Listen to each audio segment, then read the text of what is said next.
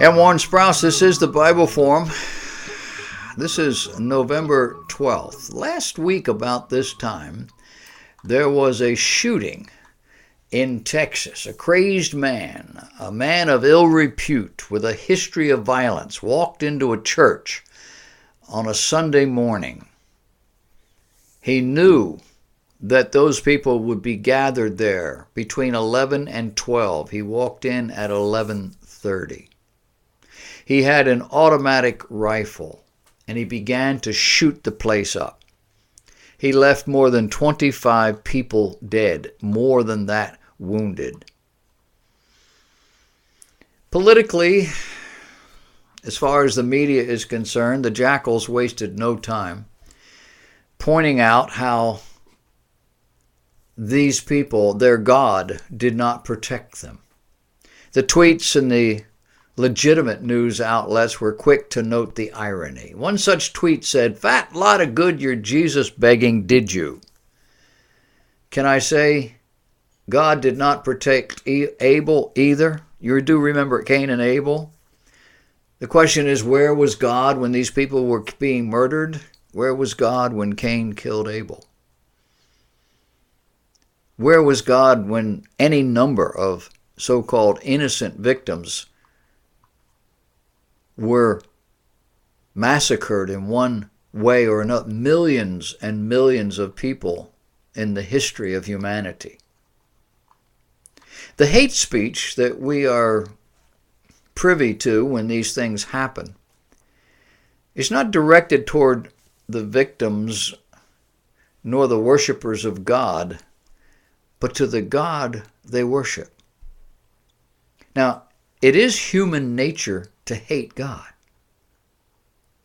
You see, He, God, is the one who quietly, purposely stands against evil, the evil of all sorts. Evil thoughts, evil words, evil actions. He even has a term for them. He calls them sin. In our twisted world, Islam is a peace-loving religion, and biblical Christianity is somehow the cause of every evil, destructive thing that's ever happened to mankind. Now, gun control looms large in this debate.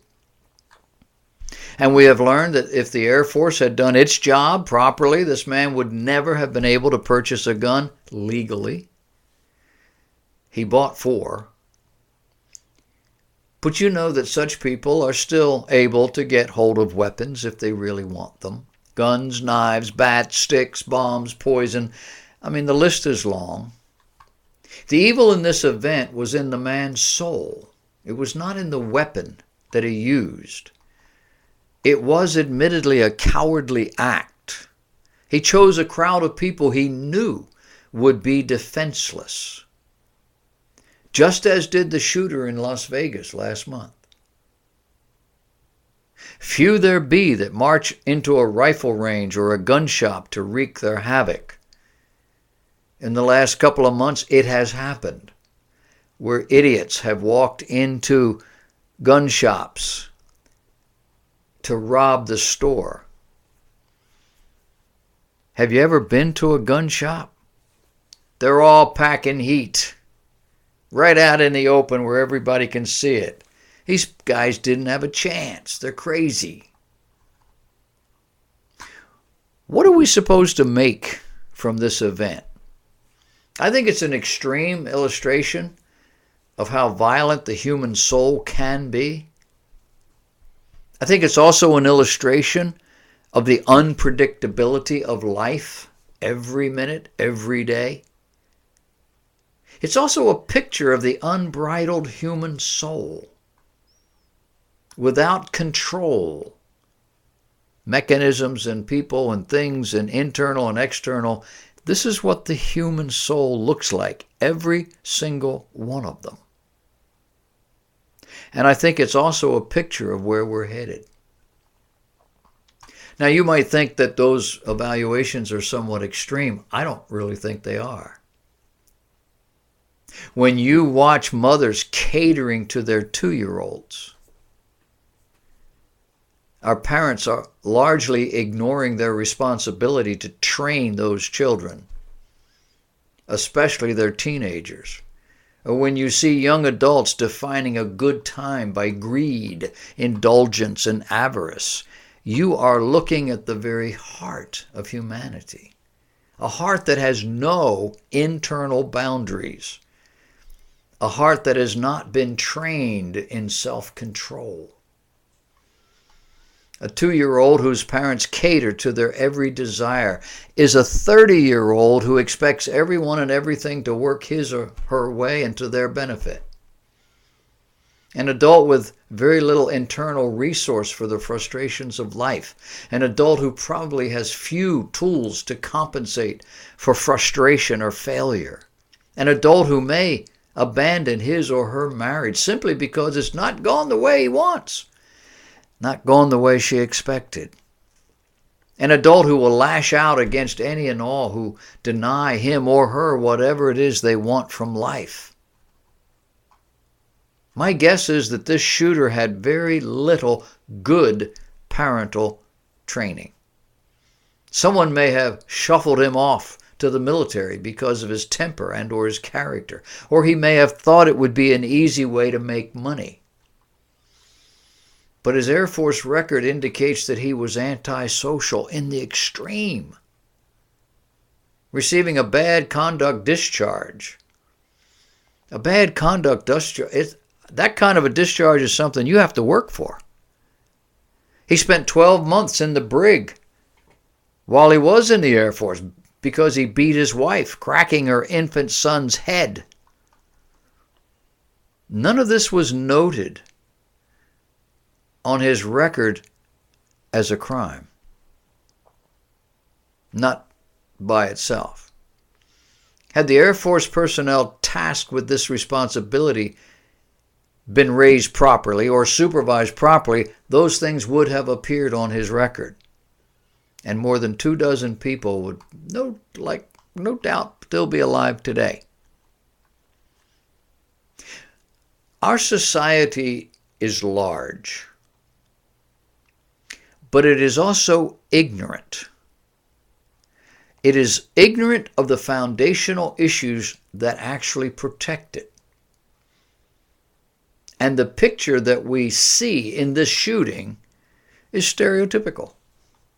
A group of people seeking to be honorable, to be responsible, to be productive. And a man who understood nothing of any of that, understood nothing except his own will or his own pain. It was all about him. He took out his frustrated rage on the people who represented everything he hated: God, responsibility, character, duty, morality, self-control. Early on, there was some indication he was looking for the mother-in-law he hated, who goes to that church. She and her husband were absent that day. But the NRA instructor who lived next to the church wasn't. He heard the gunshots. He came out of his house with his gun. The young man who took that neighbor on a wild ride after the shooter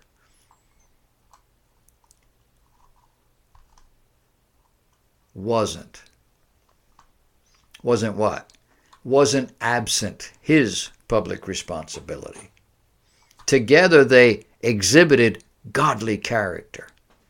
Whether or not they were actually Christians, I don't know. But they put their lives at risk for no reason except to protect the unprotected. People of goodwill can certainly disagree over the merits of gun control legislation, the same way we can disagree over how long we should wait after a tragedy to begin discussing the political ramifications. What we can't deny is that evil exists in our society. It exists in all societies. If we're going to go around assuming that people are basically good, we're going to get more of this.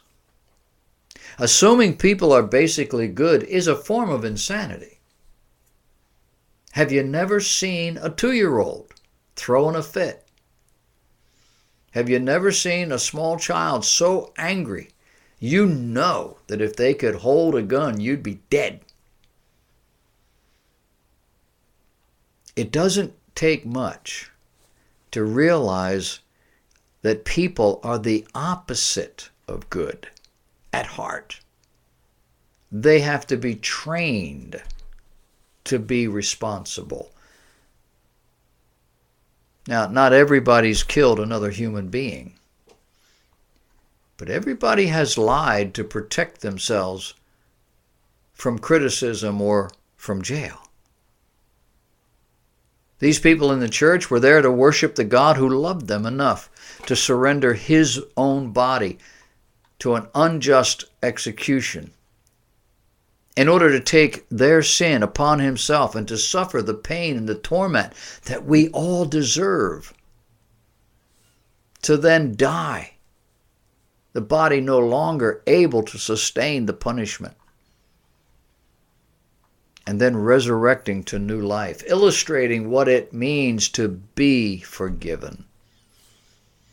These people purpose to be in church on Sunday, if at all possible, to honor that sacrifice, to thank God for that gift, to be reminded that they are not yet perfect themselves. In short, to worship the one true God of heaven, who instructs us to be lambs in the midst of wolves, to be willing to suffer unjustly as an illustration to the world of what it means to be a Christian, what it means to love, what it means to be honorable and holy, to be humble in our testimony, letting God do the heavy lifting.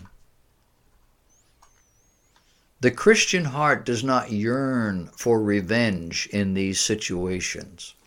The Christian heart does not blame God for this or for any trials or tribulations that might come. The Christian heart knows that our Father in heaven grieves over sin. The Christian heart seeks to be like the Heavenly Father in this regard. Will people stop going to church? The killer here knew that because they were Christians, they would be in a certain place at a certain time. They would not be armed, and they would be all sitting in rows, pews or chairs, unable to see them come in the back door, which is the front door to the church, but it's usually the back door to where the people are sitting. And the reports were that there were not a great deal of other doors in the room that people could easily have gotten out of, and I would venture to say in your church it's the same way. Get up and run for the door next to the choir loft, and it'll shoot you down before you get there. These people got down on the floor and hid, and he just walked up and down the aisle and shot them. Why would you go back to church this morning? Our church was full. Our church is set up the same way. For a God who can't protect you from these kinds of people. Well, that's not a truism, is it? He can. But he didn't. And there's a reason. There's a general reason, but there's a specific reason known only to God. Maybe it's to illustrate. Maybe it's just the natural of affairs that God chooses not to get involved in. I don't know. But I do know in churches all across the country there are people in them that are armed. They weren't in this church. I pastored for 40 years. The last 6 or 8 years that I pastored in Wilmington, North Carolina, I had a gun in my pocket every time I went in the building. I didn't tell my congregation that. Some of the men knew. Some of the men packed heat themselves. How do you live with yourself if you know this sort of thing is going on and you don't do anything to either protect or to stop it? That was my logic. It still is. How do you get up the next morning and look yourself in the mirror when you know you thought about it, you had the tools, but you didn't do it? Well, it's church. It's the world at the end of the age. And because this man has done what he has done, and because this young fella did what he did right here in Charleston, South Carolina a couple of years ago, you're going to see more of it. North Carolina, South Carolina, maybe in your state, it says, the law says that whoever is legally in charge of the corporation can specify whether or not you can carry a weapon. Talk to your pastor. How would you like it if something happened a month from now and you had just ignored this whole thing? I would not under any circumstances want to pull a trigger against any human being. But if they're standing over a member of my family and they're about to shoot them, they're going to have to die. It's that simple. You are allowed to protect yourself.